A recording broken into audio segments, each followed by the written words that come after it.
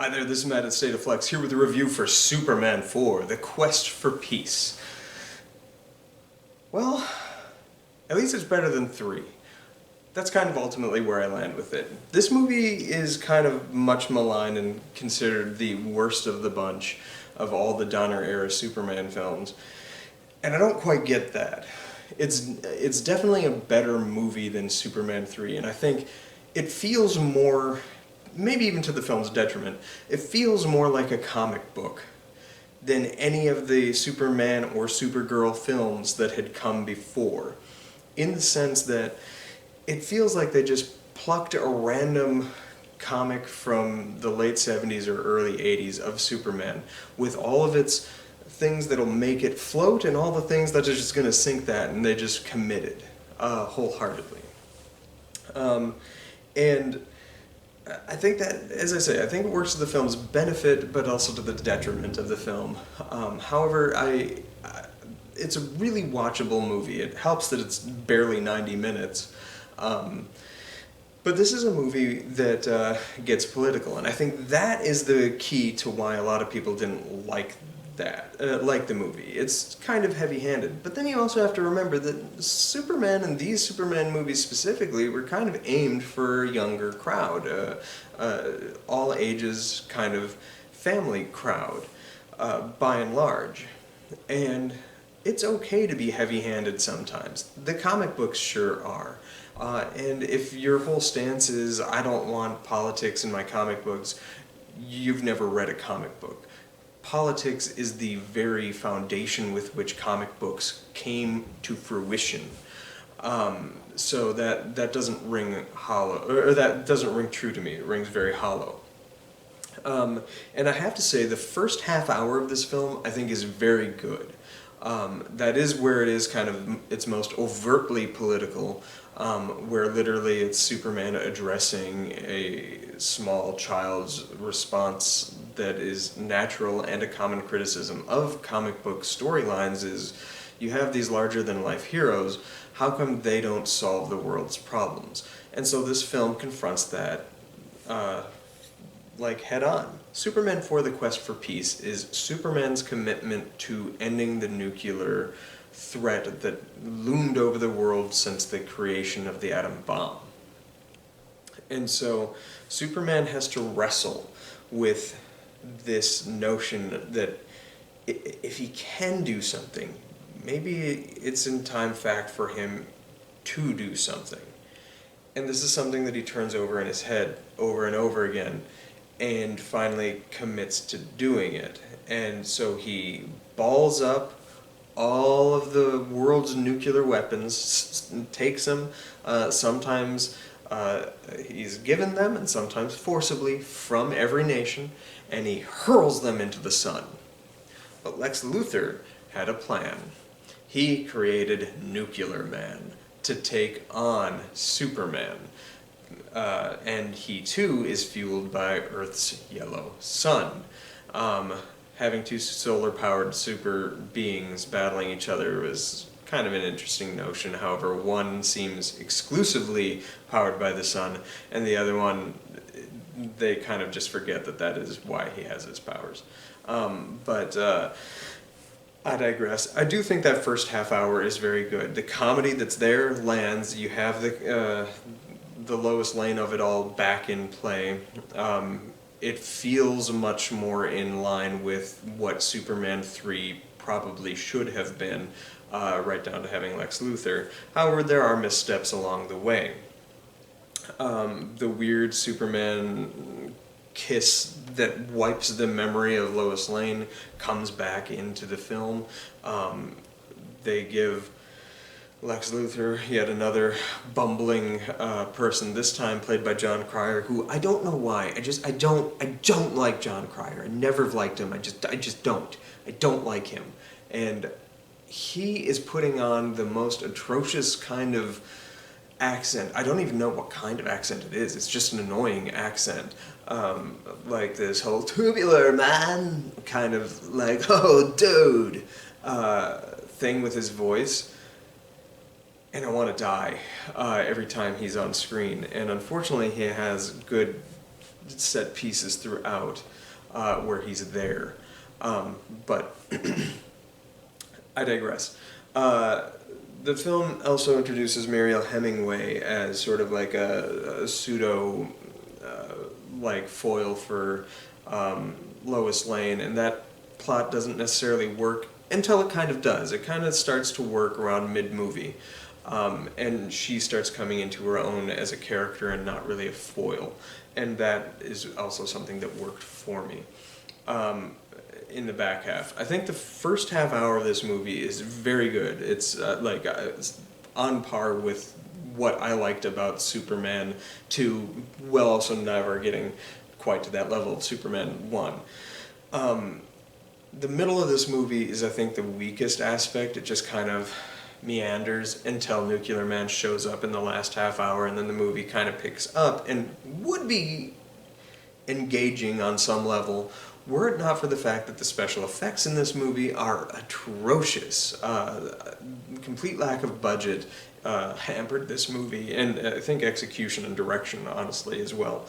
They do nothing to hide any of the wire works. The wires are all plainly visible, which is laughable for a big budget movie. If you go back to 1987 when this movie came out and look at some of the other big action movies that were out at that time, Predator, Lethal Weapon, which was directed by Richard Donner, these are movies that have flawless use of action, flawless use of, in Predator's case, visual effects in general in that are just stunning. And this movie, you can see the wires as if it was the 1950s George Reeves Superman. And that's kind of inexcusable. But Canon Films took over the film, and there's a documentary out there about Canon Films, which I think is called Electric Boogaloo. It's fascinating, and they talk about this movie a little bit. That seemed to be, this all kinds ridded themselves of Superman with the failures, back-to-back failures of Superman 3 and Supergirl. Superman 3 was at least financially successful, it just wasn't critically, and Supergirl was a dud on both ends, though I happen to like it. They pawned this film off to somebody who wanted to capitalize on Superman, and in the end they buried Superman, and that's not cool. Christopher Reeves gives a good final performance as this character. It's a shame that he went out on this film, but I also think that this is the most Superman-y movie that we've got since that very first one. Outside of a couple little moments, like he's at the gym at one point and Clark Kent does something that's really petty. Somebody makes him look like a fool, so then he makes that person look like a fool just because he can. And that's supposed to be a laugh moment for the audience, but I'm sitting there like, that's petty. Superman's not petty or spiteful. That didn't read well for me. But Christopher Reeve gives a good final performance. The altruism and heroism of his character, and for the first time confronted with something that's a little weighty and heady. Yeah, it may be written in a way that a 9-year-old can understand, but he plays it intellectually as an adult, and he does well. We tend to forget how good of an actor he genuinely is, and he plays the dual role of this really well in this final film, especially since both characters are confronted with the same problem, and he's kind of flitting in between the two while he's within each character, and that's kind of neat. And he helped shape the story. This is something he clearly cared about, and he should. Your movies, especially comic book movies, having come from a political nature, should be willing to make overtly political stances. I know it's not marketable to make a movie that's not a purely centrist idea, but it's okay to be political. Regardless of what political side of that spectrum you're on, you're going to get criticism, you're going to get pushback on either side, but at the same time, that's what comic books were. They were political. It's just that. Captain America punches Hitler on the cover of issue 1. It's just how these things are. This is the first Superman movie since the movie from 1951, the Superman and the Mole Men, that really did delve into politics in any kind of meaningful way. Sure, Superman 3 did it in a very backhanded way, attacking the people who use the welfare system, but this movie did it in a more meaningful and honest way. This movie, fun fact, was almost directed by Wes Craven, and I kind of wish he would have done it. He did a good job with Swamp Thing, and he has always been a very character-centric storyteller. However, my understanding is that Christopher Reeve put his absolute foot down and told Wes to take a hike because of the type of movies Wes made, and he was just coming off of an absolute critical and financial failure, which was Deadly Friend, so Superman 4 fell through. And it's a shame. If Christopher Reeve had given a moment's pause to actually look at the content within Wes Craven's actual filmic work, he would have seen a person who takes care to play a center focus, who is not afraid of making a stance, political or otherwise, within his films that may upset you, but at the same time he committed wholeheartedly, which this is what this film needed to do. The film does it for a half an hour and completely drops it for the last hour. I think Wes Craven would have been able to shape the film better. Maybe he wouldn't have been able to do the extravagant, it would have been a similar situation where he wouldn't have been able to do an extravagant finale because he lost budget, just as he did with Swamp Thing. But having watched the finale on this film, I don't think it would have mattered. It's a shame Wes Craven didn't direct this movie. You would have had a competent filmmaker who knows how to pull strong performances from all actors. If Christopher Reeve had just given him an opportunity to really, truly take him seriously as an artist and not make a rash judgment based on the fact that he made some rather cruel horror films prior to this, he's the one that's missing out. Honestly, I think they both did. But it's also kind of weird because if you look at the filmic history of like Richard Donner, who started the whole Superman film movement anyway, he came from like right off of The Omen, which was a pretty mean-spirited and spooky, violent horror movie. So I don't know. That story, if true, is something that has bothered me ever since I heard it. But I digress. Superman 4, The Quest for Peace, is not as bad as Superman 3. It is not as good as Superman 1 or 2. It is a movie that's misshapen based on poor use of budget, or lack of budget in general, and a failure to commit wholeheartedly to a political stance for the entire duration of a runtime, rather than just like teasing us with some thought and then making a relatively thoughtless movie throughout the rest. I still give the movie 2.5 stars. It's worth watching. That's a brisk 90 minutes. You have some sweet moments back in Smallville in the beginning of the movie, and the action feels very comic booky. If you like 70s era Superman comics, this is probably the best example of that you're going to get in a feature film.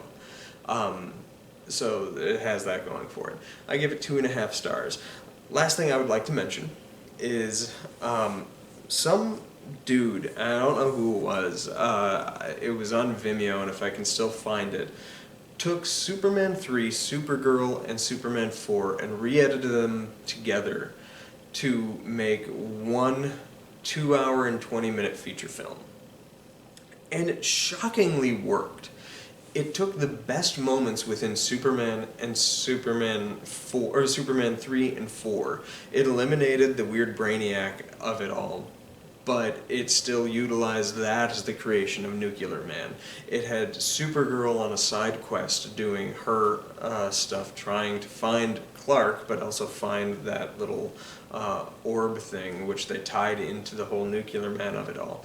Like, they were able to edit those three films together to make something that was coherent, that largely shunted aside the Richard Pryor comedy elements that didn't work. And it cut together weirdly well, and still had like the Superman getting split in two stuff, all the stuff on Lana Lang, the stuff in Smallville segues directly into the Smallville stuff in this film, and also Superman returning from space at the beginning of this film, which was mentioned in Supergirl, that he was off in space. You see the return of that journey. Like, all of it cut together amazingly well. If I can find that, it's probably been taken down by copyright claim, because I think it was down within a month. But those things get re-uploaded. If you get a chance to try and find the Superman 3, Superman 4, and Supergirl cut, singular cut, try and watch it. It's a pretty cool film experience. It didn't work 100%, but I'd say it worked 75%, and it was like watching a clip show of what worked within these films that also made a cohesive film itself. So that's the last I'd like to say. We're taking a long pause from any Superman-related material now, before we move on to Swamp Thing 2 next, the return of Swamp Thing, and then after that we start entering the Batman, the Burton era of films. I'm excited to talk about all of those. I have definite thoughts, and it was fun to revisit this film. Let me know what you think of Superman 4, Quest for Peace, in the comments down below. Am I off base on this? Do you think Wes Craven would have been a better choice as director than whoever the hell directed this movie? I'm sorry if I forgot who had directed this. That's weird. Usually I'm on point with that stuff. And what is your favorite, do you prefer Superman 3, Superman 4, or Supergirl? Of the three, gotta give it to Supergirl, weirdly. I'd go Supergirl this, then Superman 3. Let me know in the comments where you land on that. Thanks for watching, like, subscribe. Peace.